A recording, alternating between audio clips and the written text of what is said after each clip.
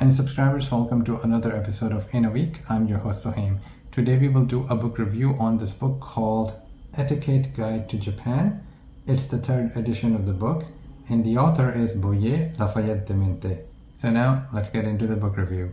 Boyé Lafayette De Mente was a Japanologist, an American author, journalist, and adventurer who wrote more than 100 books mainly related to the culture of Japan and Japanese language.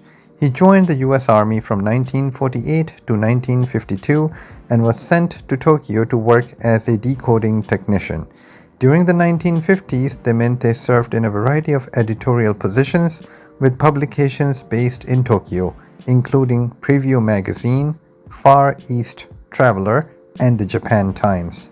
Today, De Mente's books are especially prized in business and university communities and continue to enrich worldwide understanding between Asian and Western countries. De Mente said that keywords in languages are both the reservoir and vehicles of culture and function as cultural codes. He added that keywords explain the attitudes, values, and behavior of the people down to the most subtle nuances, and that he used these words as gateways to explain the cultures of these countries. So why did I choose to read this book? I consider myself a Japanophile, and I want to learn all things Japanese.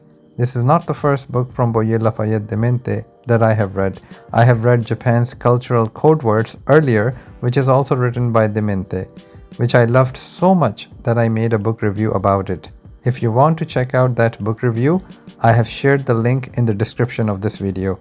Japan's Cultural Code Words impressed me so much that I wanted to read more of De Mente's books on Japan, and therefore I bought Etiquette Guide to Japan.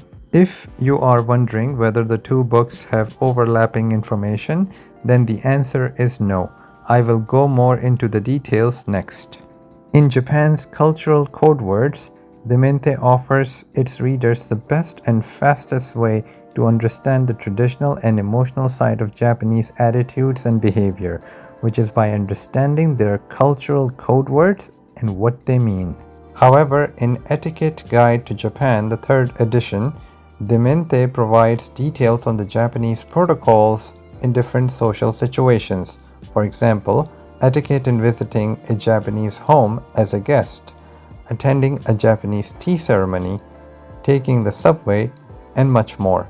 This book was written for non-Japanese on how to successfully socialize with the Japanese by adhering to the Japanese etiquette, which is a unique challenge for Westerners. In the light of current tourist ignorance about etiquette in Japan and recent negative incidents related to tourist behavior in Japan, this book, Etiquette Guide to Japan, makes an important asset for those of us who want to follow the rules and etiquette while visiting Japan.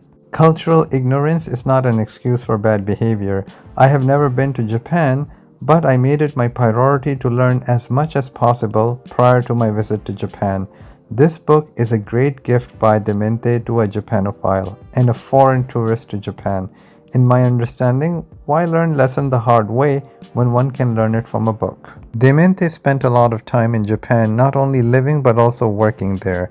His first-hand experience with foreigners making faux pas in Japan was a big reason for him to take on such book projects that can be helpful for people seeking guidance in this matter. Just to give you an example from the book without elaborating too much, De Mente not only described different tea ceremonies but also laid down the expectations so clearly that there is no room for pleading ignorance anymore.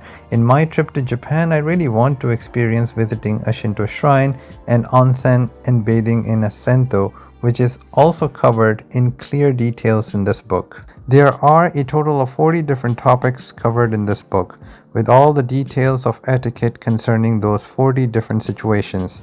In my view, these 40 topics cover a vast majority of the situations in which a visitor or a newcomer to Japan can find themselves. To make things clear, there is also a glossary of Japanese words and their definitions in the end of the book. In the updated third edition of this book, it also provides the latest etiquette in using a mobile phone and texting. Some people might think that this book might be outdated because it was written a long time ago. In my view, cultural behavior in any society is very strong that it takes seismic events to cause seismic shifts and changes in a culture. The established etiquette in any society over the centuries continue to persist no matter how modern any country becomes. These etiquettes are passed from generation to generation to continue social trends and harmony that exist in the social system of a society. In Japan, the etiquette system not only exists, but it exists for the very purpose of keeping the social harmony. As visitors and tourists, it is important to understand that our knowledge of local customs and etiquette will result in enriching local experiences, and at the very least, it will prevent unnecessary trouble.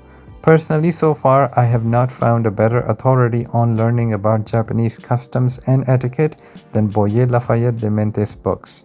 If you like the content, please subscribe, like the video, and comment below. Help the channel grow. Thank you for watching in a week.